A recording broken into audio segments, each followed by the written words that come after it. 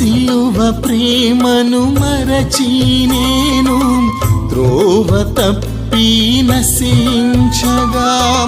శత్రువు చేతిలో చిక్కుబడి పుర ప్రాణముతో పడి ఉండగా,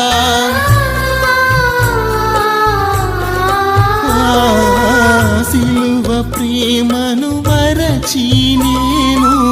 త్రోవ తప్పి నశించగా, శత్రువు చేతిలో చిక్కుబడి